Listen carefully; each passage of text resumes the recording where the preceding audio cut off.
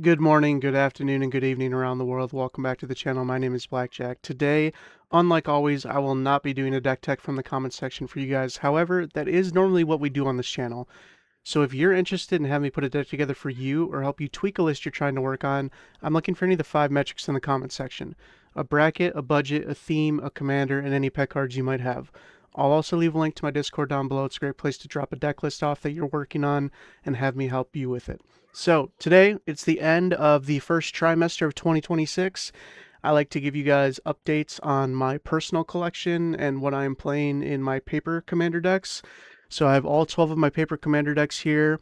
I've taken out a couple cards for each deck and have identified usually what the deck is trying to do. Not every deck is actually looking to win the game, which I know is an odd statement to make for Commander, but there are decks here that have side quests and other things going on. If you're interested in seeing these decks, the whole list, on my Mox field on the right side where it says favorite commanders or favorite lists or whatever it is, all 12 of them are there. I don't think any of them are exact one-to-one copies anymore. It hasn't been updated in a while. If you do want a one-to-one exact copy of my decks, let me know and I can update the Mox field. But this is going to be a long-form video, just you and I getting intimate. Feel free to have your coffee, have your smokes, and we're just going to sit here and just kind of talk about what we've been doing in 2026 so far, the decks we've been playing, and how I've been enjoying Commander. So let's get started. So, we'll start with my two CDH decks. I have Glarb. It is my main CDH deck. It's the one I've been playing for the longest. It is a Sultai control deck, not something you traditionally see in CDH, but I really enjoy it. I've always really enjoyed the color pairings of Sultai, and I've always really enjoyed playing control. So I want to make it work. It hasn't put up many tournament results, I believe, since like the beginning of 2025, but I'm still here. I'm still believing, baby. So a couple of things we identified. It has your typical demonic consultation, Thassa's Oracle lines. So this is obviously a surefire way to win the game in CDH, pretty consistent, and yeah, obviously if you have them in your opening hand, you can win as early as turn 1, turn 2 if you're lucky.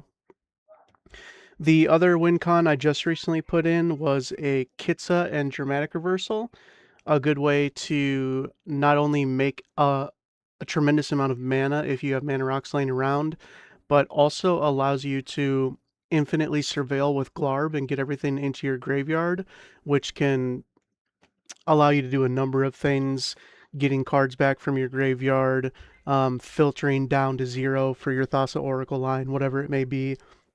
And then it also has a wild top end Consecrated Sphinx. I haven't gotten it into play yet in CDH, but I think it would be hilarious and I think it would take over a game pretty quickly, so it is here. But I would say that is my main CDH deck. I've been playing it for I think around a year now. I don't play CDH too often. I'm not the smartest resource out there for that. I would check out Playing with Power is normally what I watch. They do really good. Play to Win is probably the best like gameplay channel there is right now for CDH. But anyways, do your own research. The other deck is Timna Dargo, so I just put this together. I am not going to be a great resource for explaining how this deck operates. It's pretty fundamentally different from most decks, and it's pretty in-depth with how it accomplishes things. What I can tell you is it plays all the effects like the Hexing Squelchers and the Ranger Captains and all the stuff that makes it so your opponents can't counter your stuff.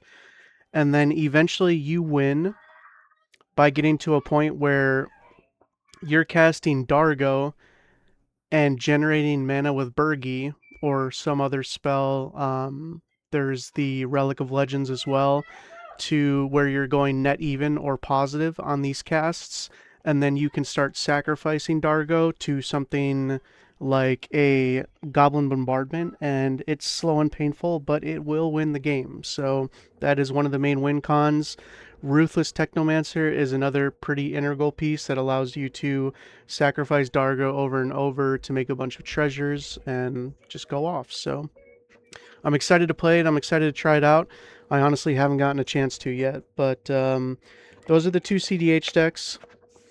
That is currently what I am rocking with. Going into the more casual, the 10 decks down here. So start with Rograk and Arden. I didn't pull out any cards for these because I think you guys can probably take a guess at what this deck does. It is an equipment deck. I used to have SRAM mono white. I had that for a while, and then I had like a year with no equipment deck, so I decided to put this together, and it's been a ton of fun. Rograk is much more powerful than I expected him to be. Who'd have thought, right? A 0 mana creature with a bunch of keywords. But obviously, this is a deck that has all the swords, all the good equipment. It's very fun to play. It's very fast. It's very powerful. Just pulling out a random card here. Hammer of Nazan. Things that come in and make Rograk indestructible. Protection from colors. You can end the game very, very quickly. And then obviously on turn 3 you deploy Arden, and then you just get to circumvent all the equip costs. So super fun deck. I would only play it at a table that's ready for it, a table that's prepared for a pretty quick game. Next up is Shorikai. So this is a bit different from most lists you might find online. I wouldn't consider this a control deck. This is more of like a token generation, card advantage deck. The main win conditions here, we have a lot of ways to buy stuff back, so that way, you know, if the board gets wiped, we can continually get artifacts back. We're not worried about losing things. Like this salvation engine that I opened, super happy to have it, super happy to put it in here. It's awesome looking, and it says whenever this vehicle attacks, return up to 1 target artifact from your graveyard to the battlefield. So it's just a cool way to always be able to utilize your graveyard. But the main win condition here is melding. I really enjoyed melding as a mechanic in Commander, and all I am trying to do in this deck is meld Urza Lord Protector and the Might Stone and the Weak Stone to make Urza Planeswalker. Let me see if you get a good look at that. There you go. So, surprisingly, you might think, oh, a melded Planeswalker, this certainly has to win the game, right? No, I think I've won the game one time when I've melded it, but it's not quite the activate one of these abilities and your opponents just lose the game on the spot, but it is super cool and it is my win condition. So when I mentioned earlier that not every deck is looking to necessarily win the game, Shorikai is not. Me winning the game is melding these cards, making the magic version of Exodia. That is my win condition with this deck. Next up, one of my favorite decks. This is Mono Blue Kami. So this is a group hug deck. It allows, the lighting's going to be terrible on this because of the artwork. It just gives everybody an extra draw on their draw step. So it plays every ability that does that. So you have Howling Mine, and you have like Font of Mythos, and every single thing that can possibly draw. That is what this deck is trying to do. I would say one other thing that you're going to be focused on, at least with this deck, is having a bunch of artifact mana. I traditionally don't play artifact mana beyond like Felwar Stone, Arcane Signet, Soul Ring. But in this deck, it's really important to play all artifact mana that you can, even like the really mid-tier stuff. This has like a Hedron Archive in it, stuff like that, because I think in the past I've played multiple group hug decks, and usually one of two things happens. I used to play group hug decks that would advance people with cards and also advance mana. When that happens, you give someone more mana and more choices. The game normally ends directly after you pass the turn to the next person, and you essentially just kingmake whoever plays after you. So I found that that wasn't very fun for anybody. And I thought the way we fix that is we get rid of the mana element. So it's one thing to give your opponent 4 or 5 cards every turn, but if they're still limited on their mana, they still have to make choices with which cards they want to play, and they're probably still going to have to go to discard at the end of the turn. So we don't give opponents extra mana for any reason, we just give them cards and more choices. But along with those choices, we do have some ways of controlling what happens. So some of my favorite cards, Silent Arbiter. I absolutely love the art on this card. I think covering my face is going to be the best way to get it to, yep. So this just says no more than one creature may attack each turn, no more than one creature may block each turn. Beautiful art, just a way of protecting you and keeping the game going long term. Probably the card that gets the most gasps, Maishin the Mind Cage. I don't know if many people know of this card. A legendary enchantment for 7 mana. All creatures get -X -O, where X is the number of cards in your hand. So normally when I deploy this, creatures are getting like -10, -O statically. So that way you just completely lock down the board. Obviously, there are some super controlling elements, things like forbid, ways for you to utilize your extra cards. But like I said, since you're playing so many mana rocks, you are normally playing more cards than everyone else at the table. Even though everyone's getting to draw 5, you're getting to play 3, where everybody else is getting to play 1 or 2. And then the literal only win condition in this deck is Laboratory Maniac. There is this, and there is the 4 mana Jace that does the static ability where you win if you have no cards in your library. So I can't stress enough, this deck does not win games. It doesn't try to win games. It tries to allow everyone to see most of the cards in their library, have a fun game that is typically a little bit faster paced and a little bit accelerated. I find it to be incredibly fun and rewarding to play. If I've hypothetically played Kami of the Crescent Moon 100 times, I think I've won 2 or 3. I mean, it's literally like a 2 or 3% win rate. It is not going to win the game, but that's not what it's here for. And yet, it's probably one of the decks that I go to every single time I am playing. If I have a play session with my group, this deck's getting used at least one time in every play session, and everybody enjoys playing with it and around it. Probably the best commander deck that I've ever had, to be honest. Highly recommend it. Next, we have Lord Windgrace. This is the deck that I think I've probably had for the longest. House Cat, what is what I call him. It is a controlling land deck. So most Lord Windgrace lists will play your big mana rampaging Baloths and Avenger of Zendikars. This deck doesn't play any of that. This deck just plays a million board wipes. This deck literally has like 12 board wipes. Your Meat Hook Massacres, your Black Sun Zeniths, your Damnations, Kloth's Will, anything you can think of in these colors that board wipes, I'm probably playing it.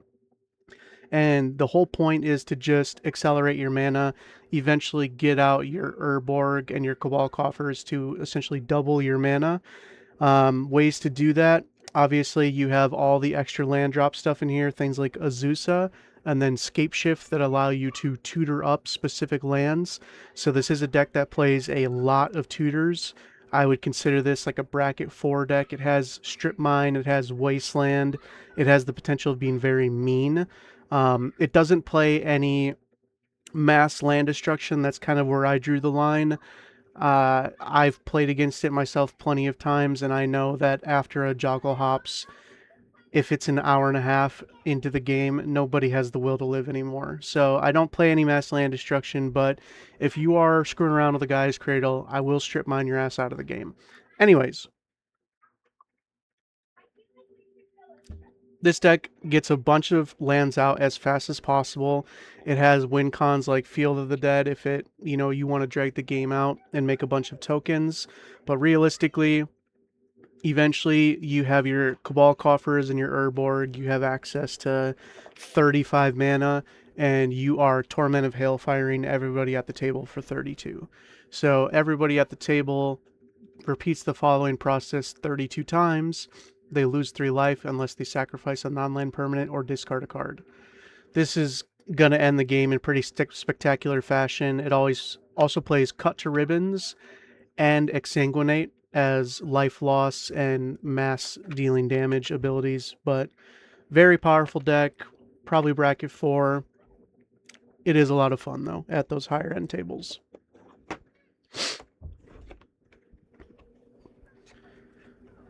Next up, a relatively new deck. We have Wilhelt the Rock Cleaver in his sweet, sweet secret art form. So this is a pretty traditional zombie list. What I would say that makes mine different is I am playing more of a token route and utilizing these tokens, sacrificing them for profit. I'm not actually trying to really win the game with having literally 100 zombies attacking. If I have access to extra zombies on the field, I'm probably going to go out of my way to sacrifice them for something. But gave me an excuse to play cards I really enjoy, things like Liliana Heretical Healer. I like the art, the card is cool, and I just really enjoy it. So playing all of the interesting cards that interact with tokens and sacrificing. Relentless Dead is like the perfect example of zombies in a nutshell. You are just playing zombies that keep coming back. You're able to um, always follow up a board wipe, always still have things to do, always still have creatures to bring back. And then obviously some one-sided board wipe awesomeness with things like Zombie Apocalypse. This card is absolutely gorgeous. I paid the premium for this art, but could you blame me? I mean, look at this thing. So, nothing particularly special. Just a good, fun Wilhelt the Rock Cleaver zombie deck. I love zombies, and I had to have it back. Where do we want to go next? Let's go here. So my 5-color deck, I am playing Shrines with Go Shintai. Pretty stock list that you'd find most places. This is just looking to deploy as many shrines as fast as possible and then eventually overwhelm your opponent with such a tremendous engine of shrines that on your upkeep you're gaining 12 life, drawing 5 cards, making 5 tokens, dealing damage to a creature, making someone else discard 3 cards from their hand. It eventually takes the game over kind of no matter what. In order to get there, you're playing all of your Enchantress effects, so things like Setessan Champion. So every time you're deploying an enchantment, you're drawing a card. It also has ways to buy time, so it has like Propaganda, Sphere of Safety, Ghostly Prison, ways to make it harder for people to actually take you out of the game as you're building up. Ways to save your board, stuff like Heroic Intervention, Sterling Grove, Dawn's Truce, Akroma's Will, just ways to protect all of your enchantments. And then obviously I had to include Sanctum of All. This is kind of the marquee card of the Shrine deck. This takes it from a 9 to a 10 out of 10 if this is on the field. This will occur you so much value in such quick fashion. It'll have your heads spinning. We have Bilbo, Birthday Celebrant. So I've been wanting a life gain style deck for a long time. I've just never had a commander that I was really happy with until I found Bilbo. The main win con here is actually having Bilbo leave. So that bottom ability of exile Bilbo, search your library for any number of creature cards, put them onto the battlefield, and shuffle. Activate only if you have 111 or more life. So the win condition here is to get 111 or more life, have Bilbo leave, get all your creatures out, which by the way doesn't win you the game. You have no way of getting haste. It's just for the meme, literally the meme of having everyone show up to the party. And then if you get promptly board wiped, the game's over for you. But again, this isn't necessarily about winning.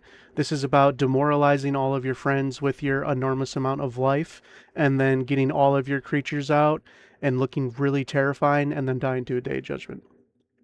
Notably, we're not playing every single life gain creature in existence. We're only playing the ones that whenever another creature enters, gain 1 life. We're not playing the ones that just say when a creature you control enters, you gain life. It's when anyone controls it. We do have Aether Flux as a main win condition. We are not playing Bolas' Citadel. We are not playing a Sensei's Divining Top. I didn't really want to be scummy, but obviously, if we have 300 and some odd life and it's been an hour and a half, I do like most of my decks to have a way to actually end the game and move on. So stuff like this is important. If the game's dragged out and bogged down, you can just finish it and shuffle up, get on to the next one. This is maybe a bit controversial for a lot of my deck techs, and it's something that people comment on a lot. They're always like, hey, Blackjack, how come you don't ever play 1 mana creature ramp like Mana Dorks? I do.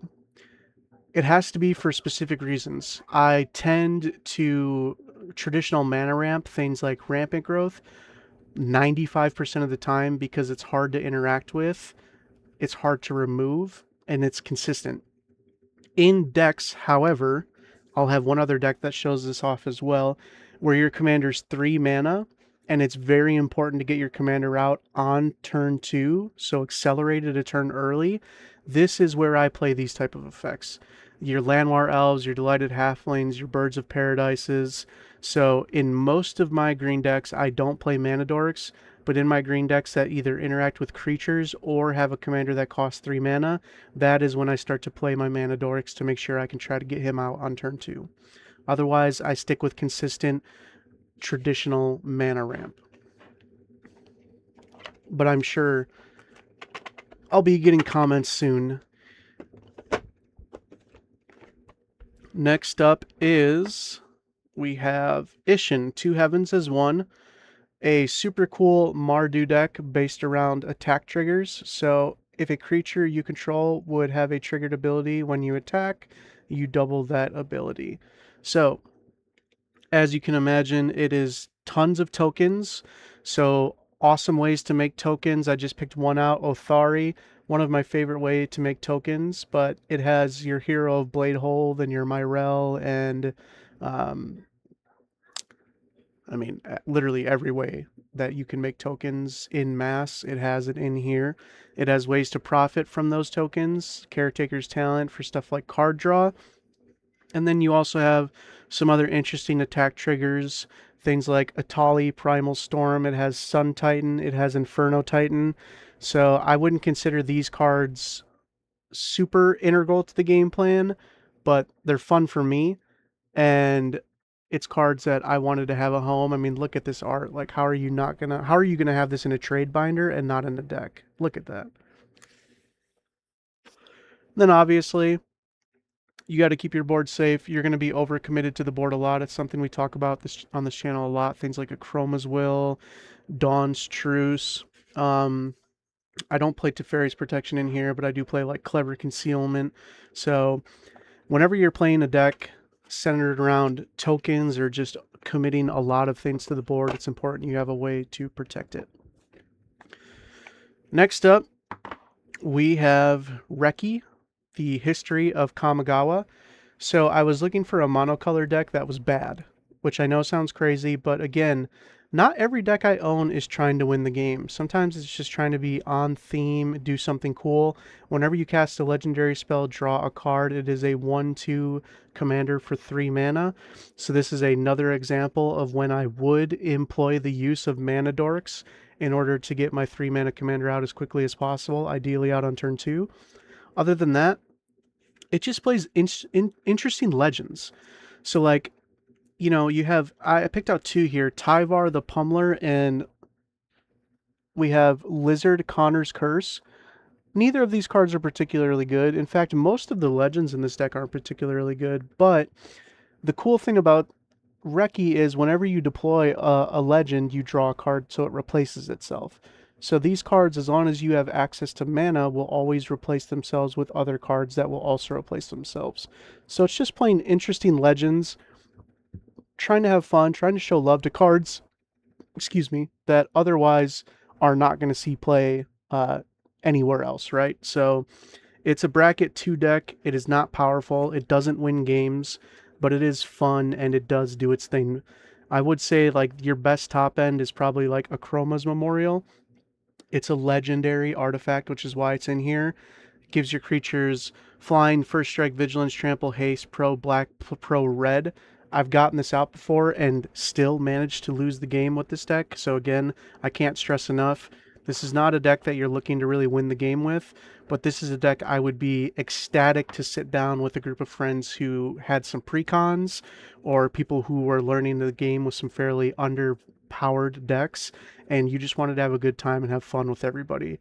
And that is, some of the decks here are meant for that. Some of the decks are meant to play with high power. Some are meant to play low power. Some are meant to complete side quests, things like Shorakai and melding. Not everything is looking to just win. Last but not least, a deck that, if you've been keeping up with my videos, I've been mulling over and trying to build for a while. I was looking for a 3-color storm-ish deck. Not storm, but a spell slinger deck, right? I don't want to win the game in bracket 2, bracket 3 by literally storming off with 30 spells and casting like a grape shot or something like that. But I wanted to have the power of spell slinging. I didn't have a lot of decks that just used spells. So I ended on Calamax. It allows you to double your first instant when it's tapped each turn. So we do have, you can obviously attack to tap it, but then you also have things like Leyline Immersion, which is a card that was just sitting in my trade binder forever. Let's see if I can get it to focus. It's 4 mana, it's enchant a creature, and then it says you can tap it to add 5 mana in any combination of colors, spend it only to cast spells, and it gives a creature ward too.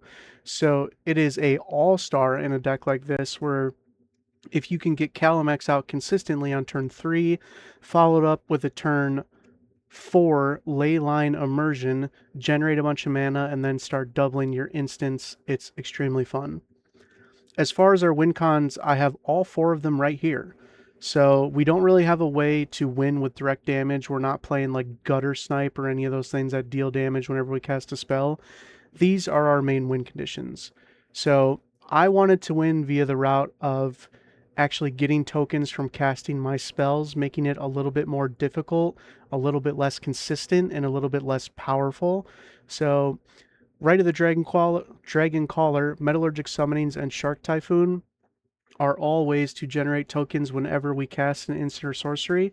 The tokens aren't necessarily big. A lot of our instants and sorceries are between like 1 and 4 mana, but this is how the deck looks to win the game, and I think it is a good way of kind of capping its power, but still being able to have the ability to play a fun, super crazy spell slinging deck where you're casting 3 to 4 spells every rotation of the table, and yet you're not winning the game, you're just doing fun stuff. The only other win condition is Aria of Flame, a card that does not get enough love. It says when it enters, each opponent gains 10 life, and then it's an enchantment that says whenever you cast an instant or sorcery, put a counter on it, then deal damage equal number of counters on it to a player or planeswalker. So eventually this will win the game when it has, 10, 15 counters, and every time you cast a Brainstorm, you're dealing 15 damage to an opponent. But I think that is a lot harder to accomplish versus something like a, X equals 20 Storm, Empty the Warrens, or something like that. So, I know this was a long form video, but that is all 12 of my decks. Again, if you're interested in seeing specific lists, let me know and I can update the Mox field. I'll probably give you guys another update in like 4 months when we're getting close to like September-ish. Other than that, my queue is available for requests, so get some requests in there. I'm ready for some new ones. Thank you guys so much for watching, and then as always, Godspeed.